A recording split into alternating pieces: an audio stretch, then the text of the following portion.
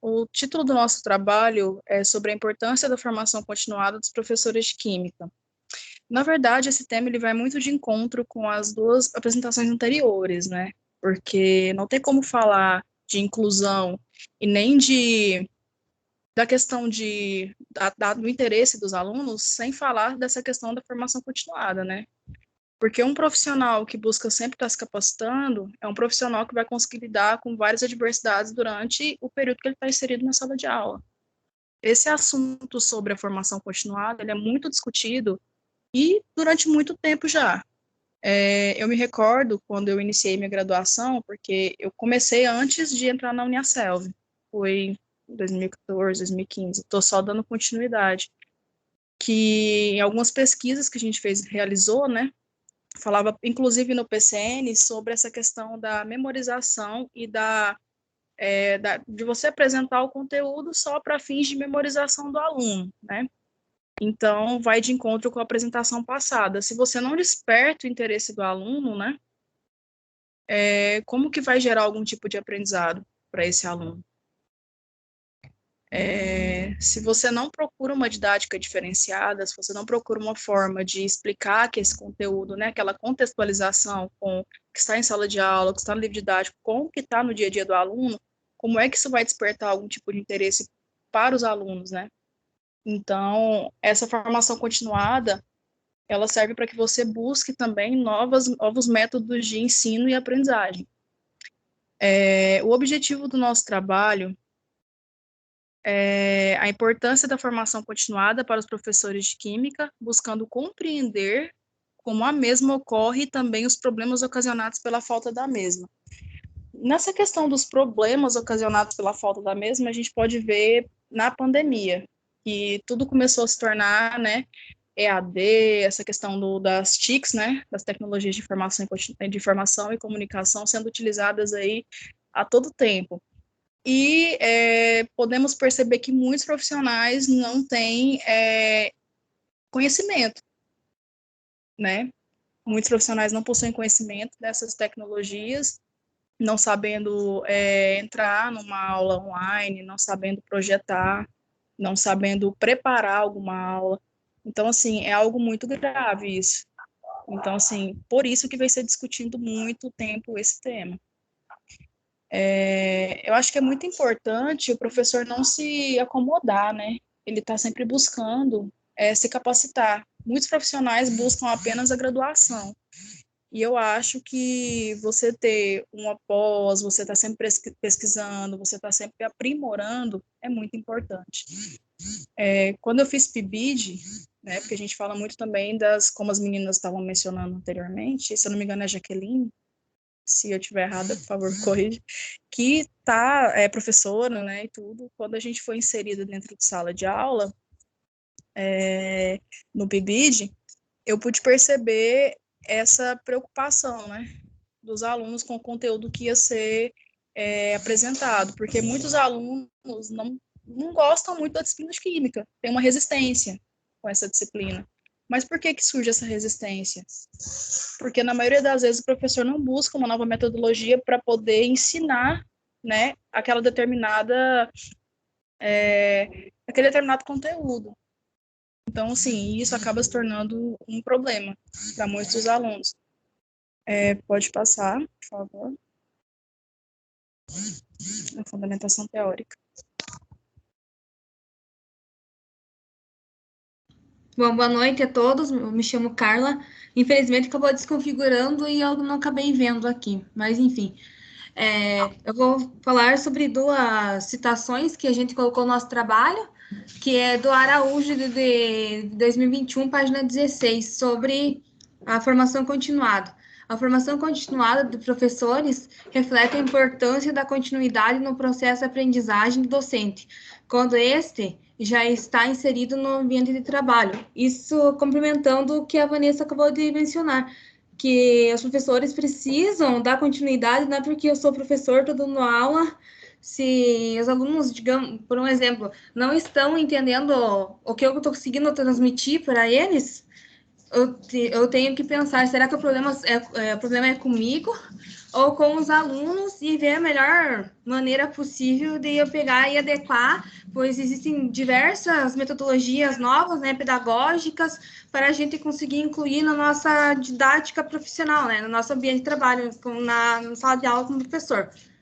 E a segunda citação aqui, uma citação longa: o aprender a aprender deve estar interligado ao nosso estudo cotidiano, de tal maneira que sua exclusividade ao desenvolvimento dos conteúdos cognitivos vivencia mais democrática capacidade de trabalho em grupo, capacidade de tomada de decisões, capacidade reflexiva, interação com os saberes, se basear em evidências, acreditar em ciências, mas também usar, né, a ciência de forma crítica, ser reflexivo para o poder.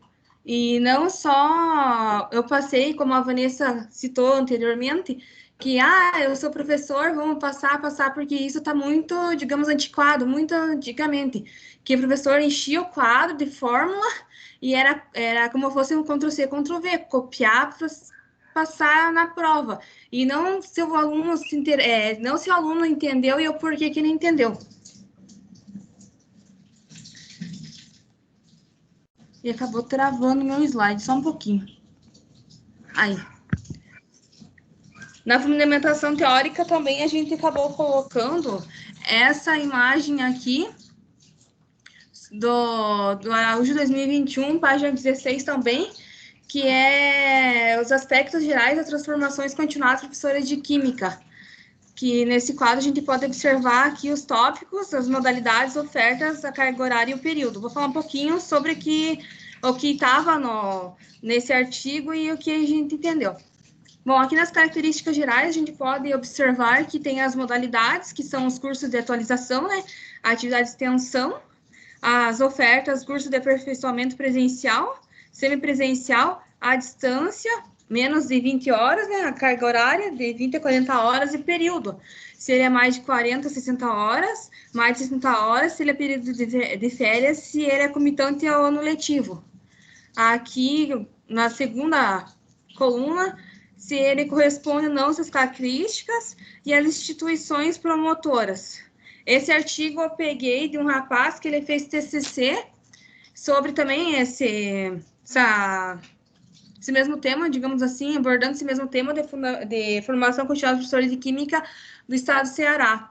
E essas instituições promotoras, que é o CRED 18 e o CODET CRED, eu vou falar o que elas são. O CRED 18 é a Coordenadorias Regionais de Desenvolvimento e Educação de 2018, e o CODED SED é a Coordenadoria Estadual de Formação Docente e Ensino à Distância, e o SED, que é junto, é o Centro de Educação à Distância. Como a gente pode observar aqui, quando as instituições promotoras têm um xizinho, é referente ao que, digamos, a formação que ela está dando ao professor. Como exemplo aqui, a CRED 18 é curso de atualização, daí se corresponde esse tipo de característica, se é um curso de atualização também, sim. E em seguida a gente pode ver também, igual pegar um exemplo aqui do CODED SED, o curso de aperfeiçoamento profissional. E como a gente pode observar também aqui nessa tabela, né, que a gente retirou lá do artigo do Araújo, a gente pode observar que tem diversas cargas horárias e as duas modalidades, né, presencial e semipresencial.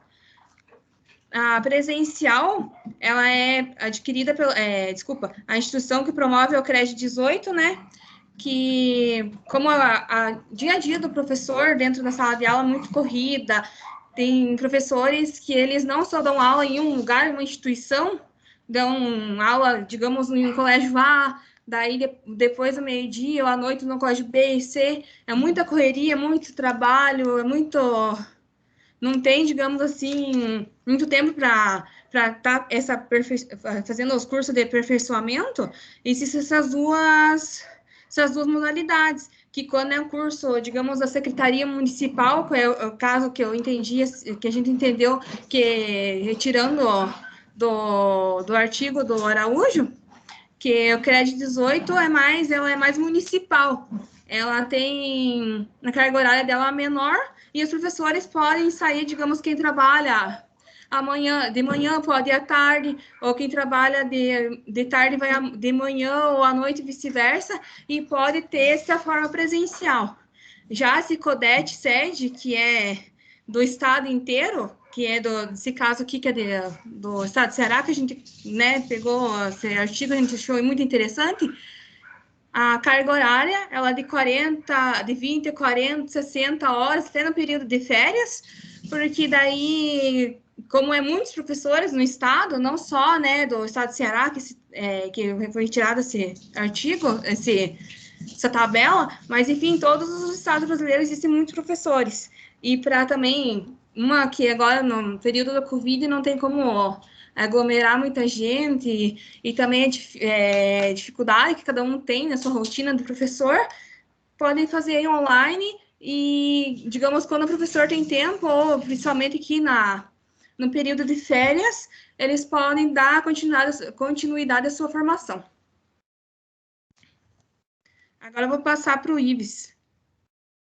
Carla, só completando o que você estava dizendo, antes da palavra do Ives, eu acho assim que é tão assim fascinante, né, essa questão. Eu falo como uma pessoa que esteve no ensino médio, né, como todos nós aqui, participou das aulas de química. A minha aula de química não foi uma aula assim que, como eu já vi na faculdade, né, como eu também já ajudei algum professor auxiliando, que é aquela aula que tinha experimentação, aquela aula que tinha exemplificação, por exemplo, o sal de cozinha, tá bom, vamos fazer algum experimento utilizando o sal de cozinha. Então, assim, você prende a atenção do aluno com algo muito simples. O professor que chega com a proposta de fazer um experimento num laboratório virtual, né? Estamos agora no período, né, de pandemia, voltando agora às atividades aos poucos, mas um laboratório virtual, um simples teste de chama ou algum outro experimento assim que seja assim uma sugestão deles mesmos. Então, assim, não é algo muito complicado de se fazer, né? E sobre uma outra questão que ela mencionou também, de o professor estar atuando em vários horários por dia, né? A gente também tem que falar um pouco sobre isso, porque como que muitos professores vão conseguir ter essa formação continuada, né? Se capacitar, se eles estão ali agenda lotada o dia todo, das 7 da manhã sei lá, 10 da noite dando aula, né? Quem dá aula no noturno também. Então, a gente tem que falar muito também sobre isso. Não adianta também, né? A gente só falar, o professor não se capacita, o professor não busca uma formação continuada, mas existem meios para que ele também faça isso, né? Então, é algo que é de se refletir também. Emendando no que você estava falando, eu, por exemplo, no meu ensino médio, eu não tinha essas demonstrações químicas, tipo, presencial, igual você falou aí. E eu fiz uma faculdade antes, eu saí no meio do curso que eu não estava gostando, que era de medicina, e eu tinha bioquímica, e todo mundo era apaixonado com bioquímica justamente por causa disso, porque a gente via as coisas na prática. Tipo assim, ia para o laboratório, fazia todas as reações que a gente estudava, fazia tudo. Então, tipo assim, demonstrava muito mais interesse da nossa parte, puxava muito mais nossa atenção. Justamente por causa desse fato de você ver as coisas acontecendo. Porque às vezes você vê só no livro ali, só, tipo assim, você não tem tanto interesse assim. A partir do momento que você vê a reação acontecendo, você vê, sei lá, o sal, a reação química mudando de cor, não sei, entre outras diversas formas que ela atua, você consegue entendê-la de uma forma muito melhor, você consegue gravar muito melhor, você consegue entender o que realmente acontece em questão dentro da química, né? Que é uma coisa que quando você não tem essa oportunidade de ir a um laboratório, você perde essa oportunidade tanto de aprender de outra forma, tanto de demonstrar mais interesse por conta disso. Então, é uma coisa que seria muito importante se nas escolas tivessem mesmo.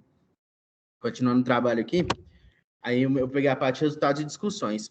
Chegou na conclusão que os professores, eles tanto devem procurar, quanto o governo também pode investir mais dinheiro neles, podem proporcionar mais projetos de pesquisa, mais pós-graduação, mais apoio ao profissional mesmo, para que ele tenha mais interesse, tenha mais condição também, né?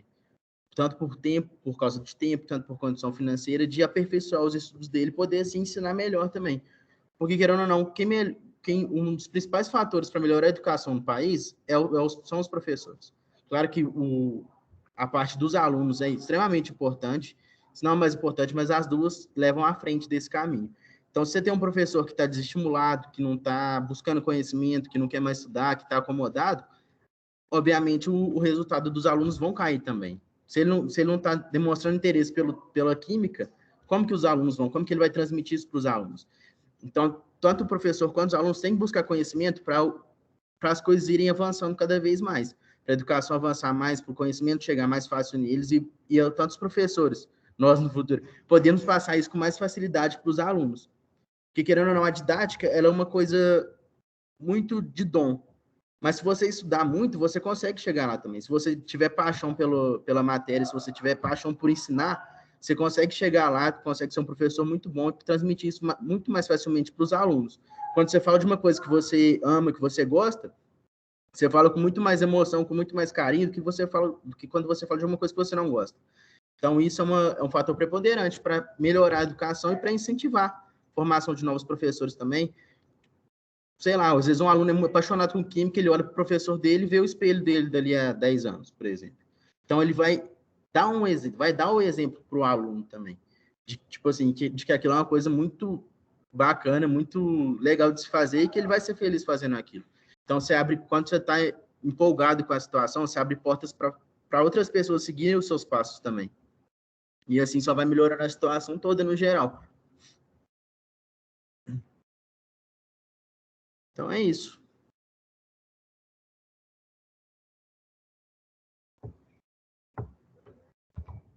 Pronto, parabéns para a equipe, parabéns de novo para uma grande equipe que conseguiu trabalhar juntos